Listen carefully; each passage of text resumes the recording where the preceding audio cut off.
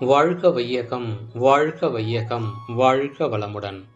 அருள் தந்தை வேதாத்ரி மகரிஷி அவர்களின் நாள் ஒரு நற்சிந்தனை. ஜூலை மாதம் 25ஆம் தேதி. தலைப்பு: இயற்கையின் கருவூலம்.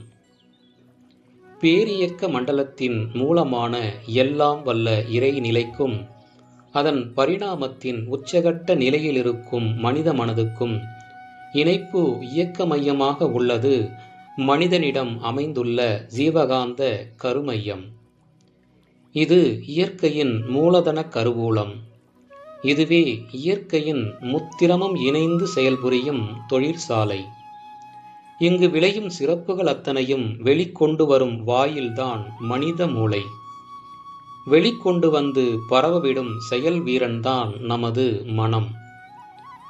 மனதை கொண்டு உருவாக்கும் எண்ணங்கள், உடல் கருவிகள் மற்றும் புலன்களை கொண்டு செய்யும் செயல்கள், இவை அனைத்தையும் காந்த அலைகளாக சுருக்கி கொண்டு வந்து கருமையத்தில் சேர்த்து இருப்பு வைப்பது இயற்கை எனும் பேராற்றலின் செயல்களே மனித மனம் செயல்புரிகின்றது.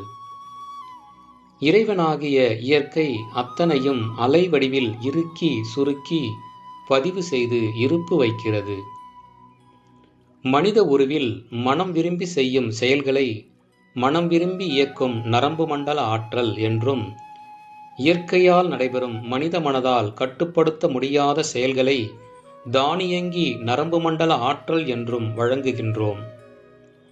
இத்தகைய செயல் விளைவு வழுவாத நீதிமன்றத்தை கொண்ட கருமையம் என்னும் ஆட்சி மன்றத்தை அமைப்பாக கொண்ட மனிதன் விளைவு அறிந்த விழுப்புடன் செயல்புரிந்தால் அவன் வாழ்வில் துன்பமே தோன்றாது. அருள் தந்தை அவர்கள். வாழ்க வளமுடன்.